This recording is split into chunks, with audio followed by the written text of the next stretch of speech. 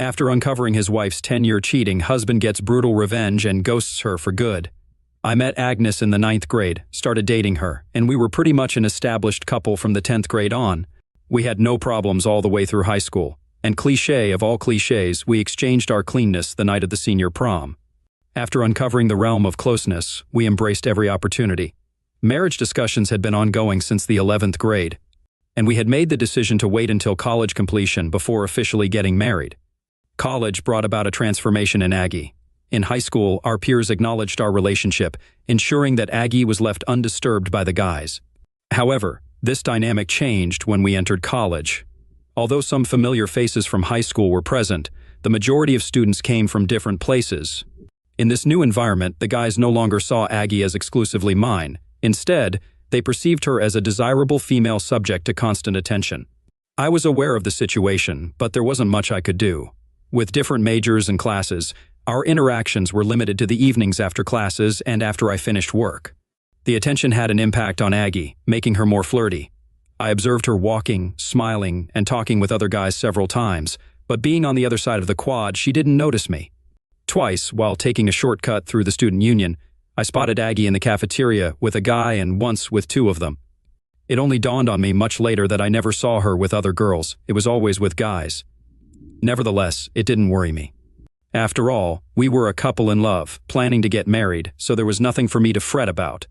She was an attractive girl, naturally drawing attention from guys, but she was mine, proving it every night when we were together.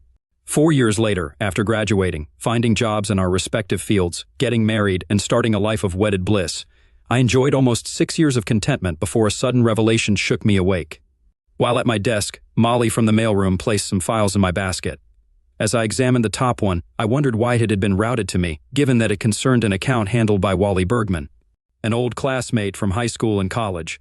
Midway through, I discovered a major error, realizing the projections were off by almost $3 million.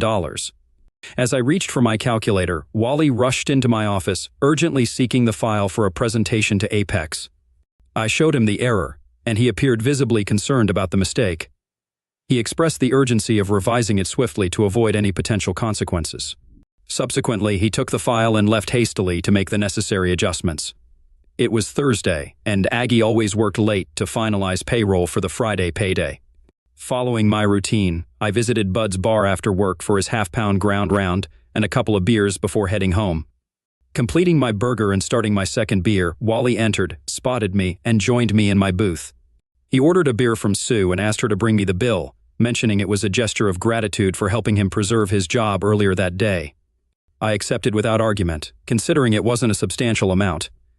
We talked about work, covering various subjects, such as whether we had seen certain individuals or heard about recent events. Then Wally brought up a delicate matter. He expressed his view that I was a nice person and questioned why I tolerated Aggie's behavior. I was confused and told him I didn't understand what he meant.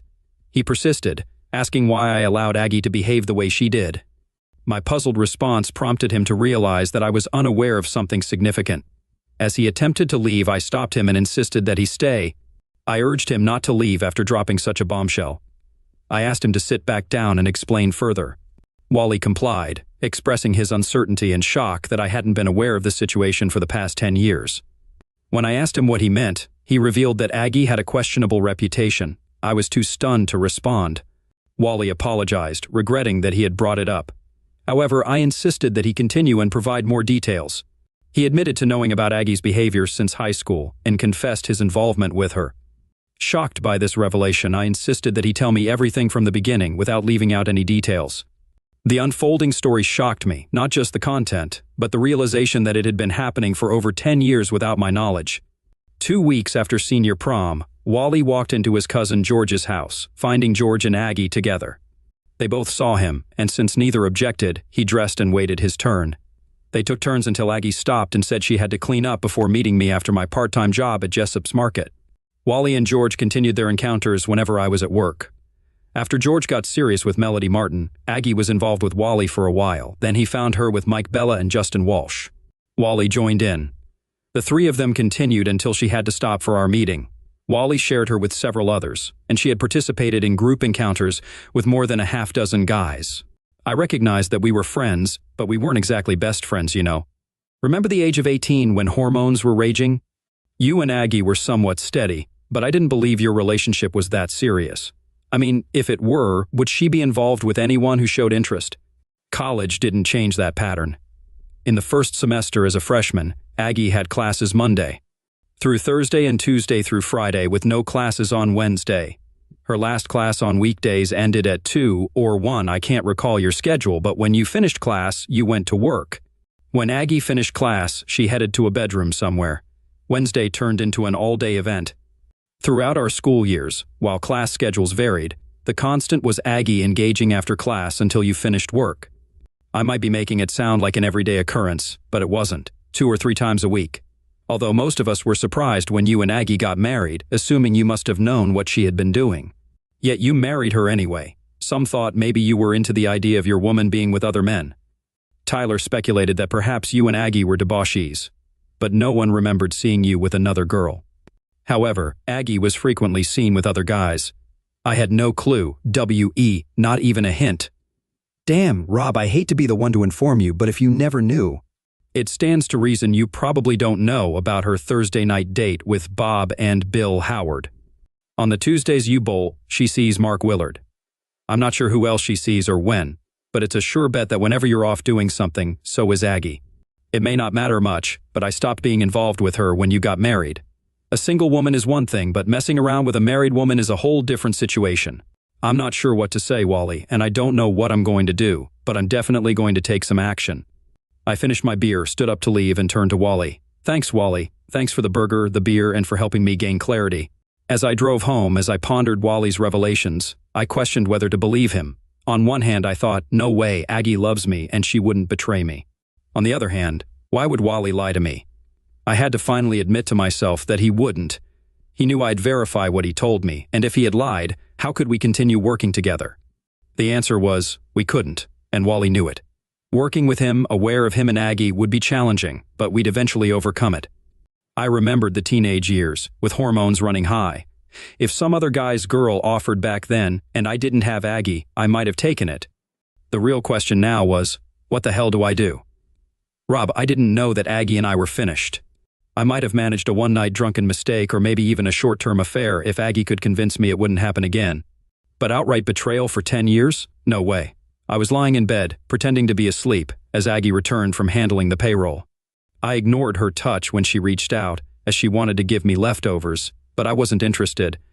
Admittedly, I'd been receiving them for years without damage, but I didn't know that then. I do now. Her hand on my body made my skin crawl, and for the first time I didn't get aroused when Aggie touched me. I was already up before Aggie the next morning, with coffee brewing and the morning paper in hand. Aggie asked what happened the previous night, since she came home eager and I was already in bed. Wally remarked that my behavior was unusual. I explained that I felt unwell because something I ate disagreed with me, so I decided to go to bed early. Aggie expressed hope for my recovery and mentioned I'd have to double duty tonight to make up for the M night. Upon arriving at work, I immediately dialed Felix Ma, an old high school friend now practicing corporate law. Though I wasn't quite sure what that entailed, I asked him for recommendations for an assertive divorce lawyer. He replied negatively, indicating that my request meant my hopeful assumption was incorrect. Discovering that I was looking for a divorce lawyer suggested that I had learned the truth about Aggie.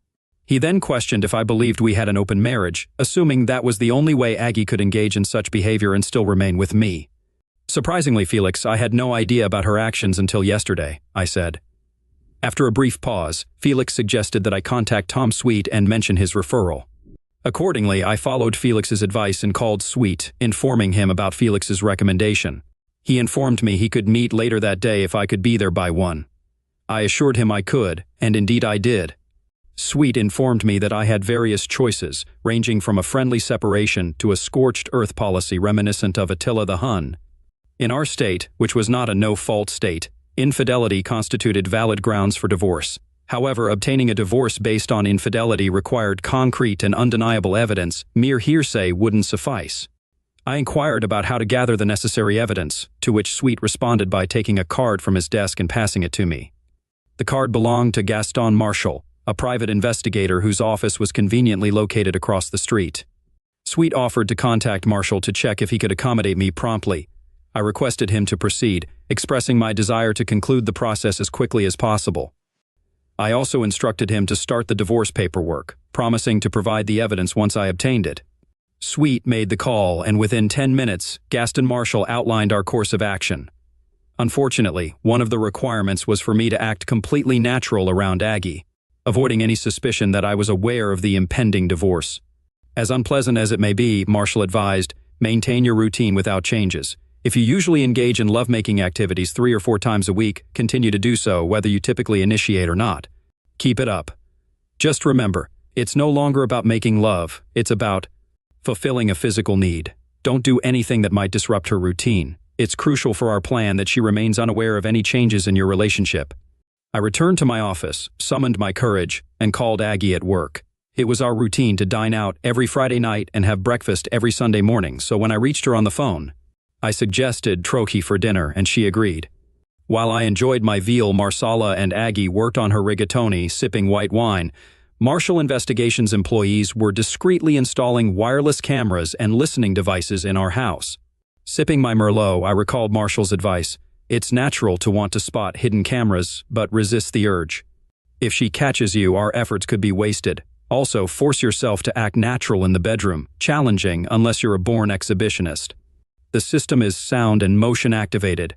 You'll be on camera. Knowing some employees may see you, don't let it inhibit you. Although there's a switch to turn off the system at home, most forget to turn it back on when leaving. My advice? Leave the system alone and pretend you're a confident star at work. After dinner, while making a private video, I suggested drinks and maybe some dancing to Aggie.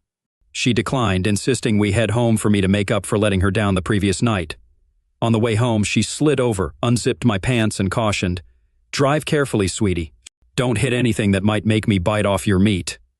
In my mind, what she was doing wasn't unique for me, but something she had done with 100 other men over the last 10 years. Despite my disgust with Aggie, human nature took over. A couple of minutes into the act, my body responded, wanting her to continue and bring me to completion. Soon after, I pulled into our driveway, and Aggie urged me to hurry up to the bedroom. I couldn't adhere to Marshall's advice.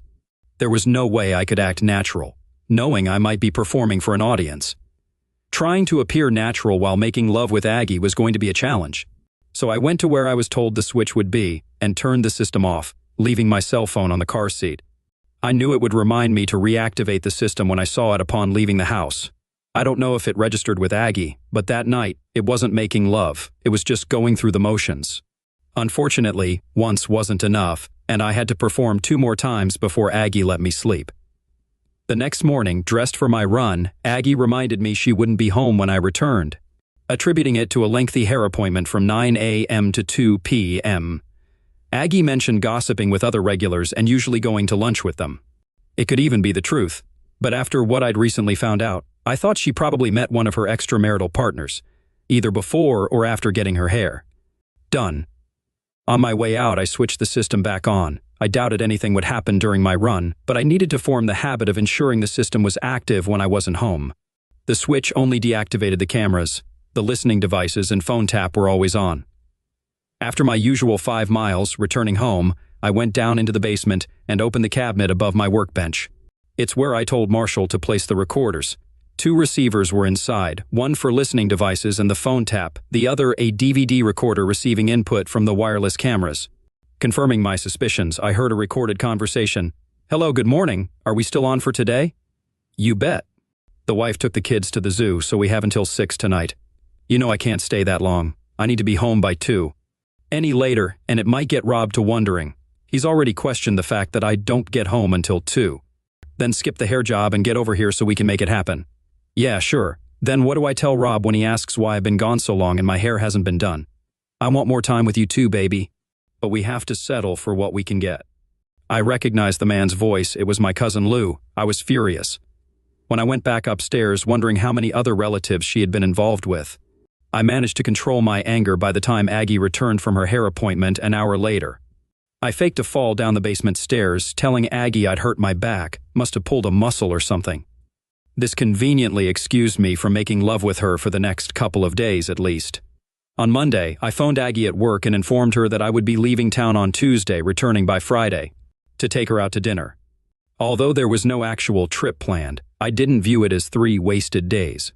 On average, I traveled once a month, and Aggie was consistently home during my nightly check and phone call. Since my calls occurred at irregular times, ranging from 7 to 10 p.m., I doubted she waited for them before going out. If she were cheating as I'd been led to believe, she might be doing it on our bed while I spoke to her. That was my hope, if she was, and the cameras captured it, I'd have the irrefutable proof my attorney needed for the divorce action.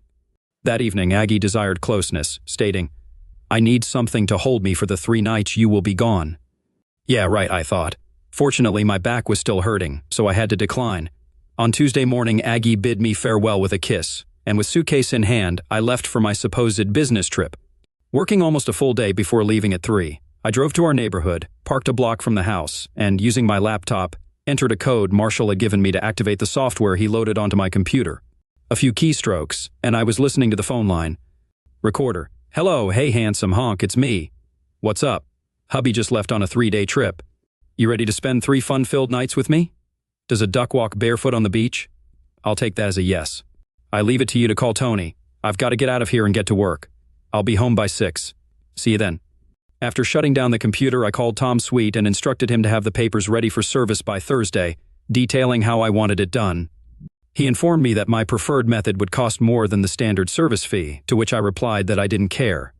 Leaving the neighborhood, I drove to the other side of town and checked into a motel with a restaurant and a bar next door, settling in for a 3-day stay. I enjoyed the bar, my kind of place, bringing a big smile to my face each time I visited it. Apologies to Toby Keith. It was a country western bar with a jukebox loaded with good tunes for dancing. Every night I saw 3 or 4 unattached ladies who couldn't bear to see a man sitting alone while there was music to dance to. During my first visit, while sitting at the bar nursing a long neck, a great-looking redhead approached and said, "Come on, sugar, they're playing our song." She took my hand, pulled me off the bar stool, and led me onto the dance floor. As we walked, she clarified, "Don't get the wrong idea, sugar. I'm not tallying, I just love to dance, and you were there." Her name was Rhonda, and after the dance, she invited me to join her and her 2 friends, Laura and Shelby, at their table. I spent until 10:30 taking turns dancing with them, then informed them I had to call it a night. "Maybe we will see you again," Rhonda said. "We're in here 2 or 3 nights a week." "I'm just next door in the motel, so it's likely that I will be in here the next 2 nights," I replied. I went to bed feeling positive for the first time since my conversation with Wally. The following afternoon at 3:00, I parked a block away from the house and reviewed the footage captured by the wireless cameras the previous night. The 2 men who joined Aggie in the bedroom were notably younger, at least 6 years her junior, and I wondered if Aggie was seeking youthful exuberance. The content was unremarkable, involving straightforward lovemaking activities. While the visual of Aggie with 2 men didn't particularly interest me, I was intrigued by the audio. I was surprised by what I heard, or rather, what I didn't hear. I expected Aggie to ridicule my lovemaking skills, but she never did. Wednesday was uneventful, with my presence only acknowledged when one of the men expressed a wish for more frequent meetings. Aggie clarified that I had priority for her time. However, I overheard Aggie telling them to leave the house by 6 in the morning on both Wednesday and Thursday. She emphasized the importance of avoiding being seen by the neighbors, as none of them were. Early risers. They left precisely at 6, and I assumed the same would occur on Friday. I called my attorney and had him change the serving of the papers to Friday at 5:45. Friday morning, I parked just down the street from the house at 5:55. When the front door opened, the 2 men came out. They turned to say goodbye to Aggie, who was standing just inside the door, and that is when they saw the man standing just off to the side. He stepped in front of the open door, served Aggie, and then turned and walked away, leaving Aggie and her 2 companions looking at his back. I pulled up in front of the house, honked the horn to make sure I had Aggie's attention, and then I waved bye-bye and drove off. The papers served on Aggie were a letter from me to her. Basically, it said that I never wanted to speak to her again unless in the presence of our attorneys. I didn't want to know why. I didn't want to hear that she loved only me, and it was just meaningless closeness with the others. I didn't want to hear that it wasn't what I thought it was, and I didn't want to hear that we could get by it because of our love for each other. I did not want to hear any of the excuses cheaters come up with when caught. Of course, Aggie paid no attention to the letter, and 15 minutes after I had pulled away from the house, my cell rang. It was Aggie. I let it go to voicemail, along with the next 7 calls from her. When I got to work, I told my secretary that I had left Aggie and not to put through any calls from her. I had another thought as I was opening my office door and turned back to her. Another thing, Martha, if she shows up here, please tell her that I'm not here. Tell her I've gone to meet with a customer. Martha stuck her head in the door 5 minutes later. I talked to Iris on the front desk. If your wife shows up, she'll call me and stall her to give you time to get out the side door. You can go to the cafe and have coffee until she leaves. I thanked her, and as she went back to her desk, I thought, and not for the first time, that a good secretary is a priceless thing to have. Aggie called me 17 times that day, and I ignored all the calls. At lunchtime, I phoned my dad and brother, updating them on the situation. I instructed Dad to inform Mom and asked her not to persuade me to reconcile with Aggie. He mentioned it would be challenging since Mom viewed Aggie as the daughter she never had. By the day's end, I still had some pending work. Since there was no rush to go home, I opted to stay and finish it. By 5, Martha informed me before leaving, "By the way, your wife called 5 times before noon, and each time I told her I had instructions not to put her through to you. I think she finally got the message since she hasn't called since." I finished around 7. Upon reaching the lobby, Iris was gone. Hank, our night watchman, saw me and commented, "Hot time on the town tonight with the missus?" "Why would? You think that?" I asked. "She's out there waiting on you." I clarified, "We're getting a divorce, Hank, and she wants to talk and I don't." I instructed him not to open the door if she knocked, and if she used the intercom, to say he was alone in the building. I add that my car was in the lot due to a breakdown and a tow truck would arrive in the morning. Hank assured me he could handle it, expressing sympathy for the situation and sharing that he had been through 2 divorces. Exiting through the back door, I circled the block, crossed the street, and walked down the alley to Dave's diner. Entering and taking a seat, I positioned myself to observe Aggie waiting by my car. I ordered the special and kept an eye on her while eating. Halfway through dessert, she approached the building and pressed the call button on the intercom. Apparently, Hank conveyed my message as she returned to her car and left. After finishing dessert and having one more cup of coffee, I departed. I briefly stopped in the bar for a couple of beers. Despite a few ladies there alone, hoping for a dance partner, I had my 2 beers and left. Saturday morning proved busy as I attended to tasks I should have completed before serving Aggie. I just hoped I wasn't too late and she hadn't taken action on what I should have done.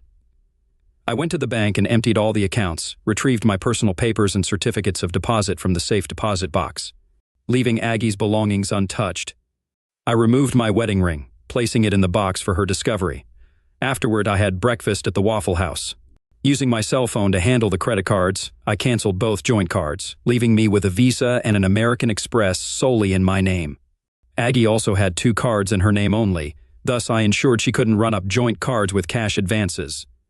After breakfast, I returned to the motel, parked my car, and called a cab to take me to the nearest Avis rental place. Renting the cheapest car available, I returned to the motel. I spent the afternoon lounging by the motel pool and reading a book. Just before dinner, I switched on my cell phone, finding 9 messages from Aggie. I cleared them and then turned the phone back off. For dinner, I had a light meal and then headed to the bar, which had a live band on Friday and Saturday, attracting a large crowd. Finding a seat at the bar, I ordered a beer. As I downed about half of it, I felt a tug on my shirt. Turning, I saw Rhonda. "Hey, cowboy, why are you sitting here when there's a seat at our table for you? To be honest, if I had seen you, I wouldn't have intruded on you. It would have seemed like I was taking things for granted." "Nonsense, come on." I got up and followed her to her table, where Laura and Shelby were also present. I sat down, greeted the girls, and then commented, "There seems to be something wrong with this picture. 3 beautiful women sitting alone, and you aren't swamped with guys?" "We get a lot of attention, but it is usually from idiots," Rhonda explained. "They see us here, notice the wedding rings, and assume we're here to cheat. We're just here to dance, and only a couple of guys understand that and accept it. The rest think they are God's gift to women, and we have to fend them off. After the other night, we know that you are one of the good guys, and you have an open invitation to join us whenever you come in, and we are here. It isn't any of my business, and I know that, so feel free to tell me that. But I have to ask, why are 3 gorgeous married women spending time in a place like this without your husbands? It is a legitimate question," Rhonda said. "Laura's husband is in the Army Reserve, and his unit was sent to Afghanistan. She was going nuts cooped up in her house alone, so we decided to get her out. Shelby's husband works afternoons, and my hubby is a long-haul trucker who is off and away. So, the 3 of us banded together to keep each other company. We love to dance, and here we are." "What's your story? I noticed you had a ring on last time we saw you, and now it's gone." "I handed my wife divorce papers yesterday morning and left the ring where she'd find it." "Does that mean you're free to pursue?" Not at all. The grounds were infidelity, and I won't give her anything she could use against me in a countersuit. Laura remarked, "Great," she added, "we have a reliable dancing partner." The rest of the evening until closing I danced with the three of them, occasionally sharing them with other guys. They agreed to meet on Sunday. I spent a quiet day by the pool with a book, and Monday I drove the rental car to work. I hoped Aggie wouldn't see my car, assuming I was out of town again, and would stay away. The week passed with 6 to 10 calls daily from Aggie, which I never answered. More than once she called from unfamiliar numbers, but upon hearing her voice, I hung up. Each night after dinner, I stopped by the bar for a beer or two. Rhonda, Laura, and Shelby were there on Wednesday and Friday, so I joined them, dancing until 10 on Wednesday and until closing on Friday. I figured by Saturday, Aggie would realize I wasn't going to talk to her, so I turned in my rental and drove my car to work on Monday. A mistake. Monday, she was parked next to my car when I left the building. Spotting me, she got out and stood by my car's driver's side door. She mentioned that we needed to talk, but I didn't respond. As I approached the car, she moved to block the door, insisting that I let her explain. I pushed her aside, causing her to stumble but quickly regain her balance. I rolled down the window and informed her that she needed to read the letter accompanying the divorce papers. I asserted that I wouldn't engage in any conversation without my attorney present, and that any discussion would strictly concern the divorce. Aggie expressed her unwillingness to divorce and her continued love for me. I reiterated that our relationship was over and that she needed to accept it because I wouldn't change my mind. After rolling up the window, I drove away, leaving her behind. Aggie's refusal to accept my decision became apparent when I left work on Tuesday. 2 men approached my car and grabbed my arms. I recognized them as the individuals who had been with Aggie in our bedroom. One of them warned me not to resist, stating that Aggie wanted to talk, and since I was being difficult, they would take me to her by any means necessary. Though only a few years older, they must have thought I was soft due to my suit and briefcase. I figured I could handle them. They wouldn't expect an old guy to resist, so I could catch them off guard. Either way, the commotion would draw attention and their kidnapping plan would fail. But then I pondered, do I truly desire this? If Aggie was willing to go to such lengths just to reach me, what might she attempt next if I sent these two back to her battered and bruised? They nudged me into my car and I sat between them, a briefcase on my lap as they drove to the house. They escorted me inside, and Aggie instructed them to seat me in a chair and ensure I remained there. She turned to me and announced that we wouldn't be getting a divorce.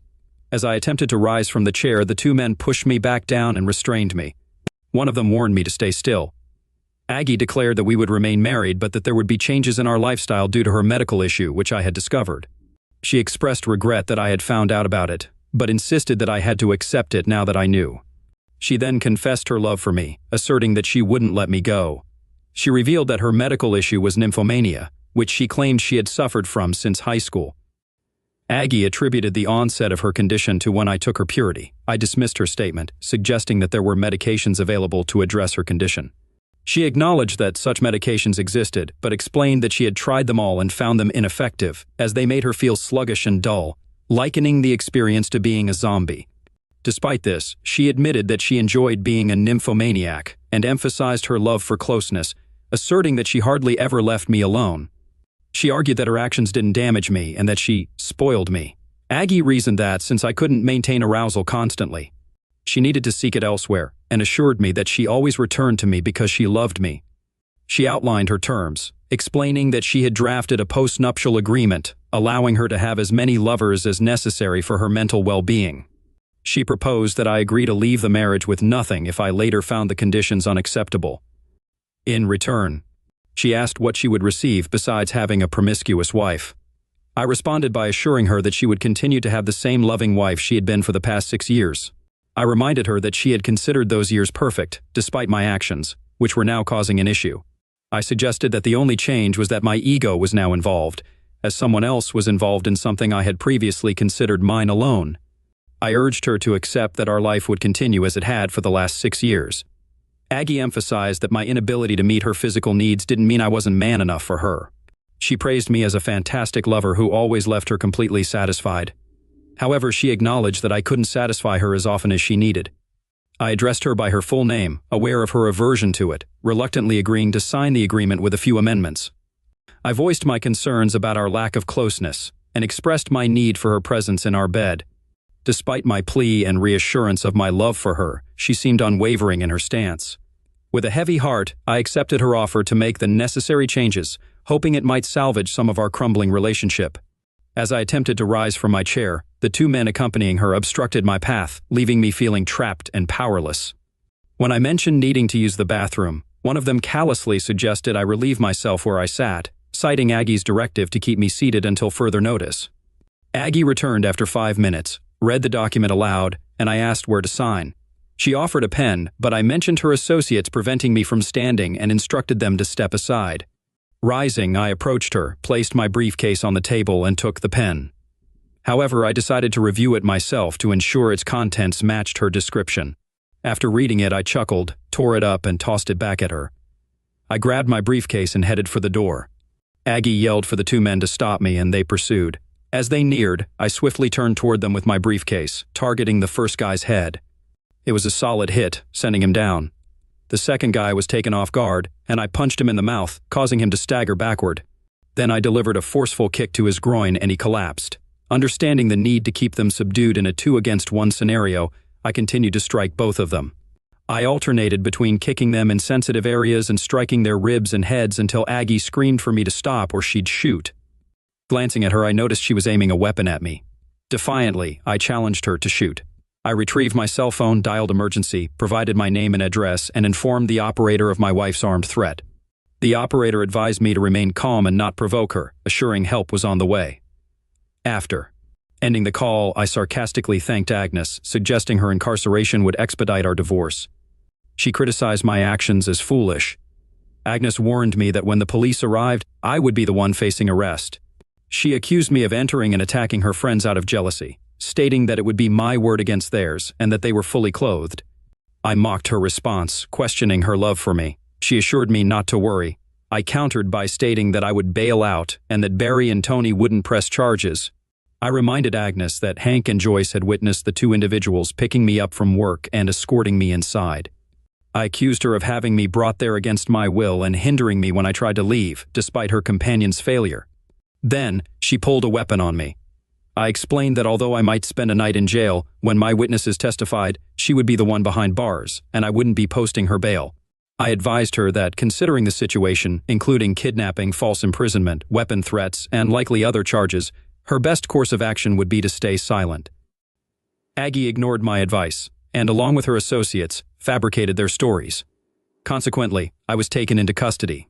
The next morning, I called Tom Sweet, briefed him on the situation, and instructed him to collaborate with Gaston Marshall, obtain the evidence, and take appropriate action. Aggie realized she couldn't bail me out until I appeared before a judge, which wouldn't occur until Monday. Tom had a friend who worked as an assistant district attorney. He showed him the tapes of what happened at the house, which depicted Barry and Tony restraining me while Aggie aimed a weapon at me. The ADA overheard Aggie admitting she planned to lie and have her two accomplices do the same. When Aggie showed up at the courthouse for my bail hearing on Monday morning, she got arrested. Warrants were issued for Barry and Tony, and they were behind bars by nightfall. I refused to post bail for Aggie, and her parents couldn't come up with the money either. Aggie obtained a lawyer who contacted me and suggested a bail bondsman wanted me to use the house as collateral for her bond. I dismissed the suggestion and hung up.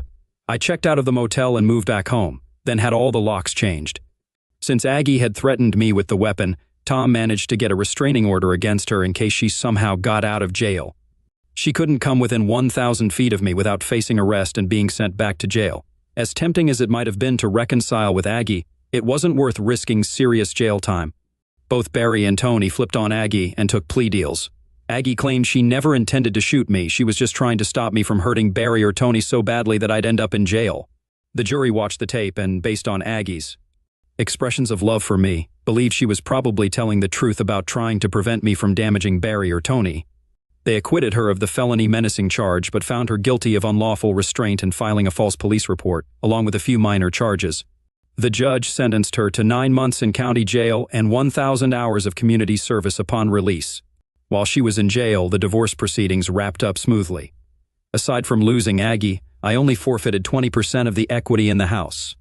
I transferred the money to her bank account and headed to the bar next to the motel where I'd been staying. Luck was on my side. Rhonda and Shelby were there, so I invited them to celebrate my newfound freedom with me. Laura wasn't around because her husband had returned from deployment and they were busy catching up. "Why celebrate with us?" Rhonda asked. Well, I'm taking a wild guess here. I noticed Laura's wedding ring, and Shelby's too. But you, Rhonda, aren't wearing a ring, and I don't see any signs you ever wore one. So I'm guessing there's no long-haul trucker in your life. Plus, I've always had a thing for gorgeous redheads. Shelby chuckled and teased, "Girl, you're busted," as I pulled Rhonda onto the dance floor.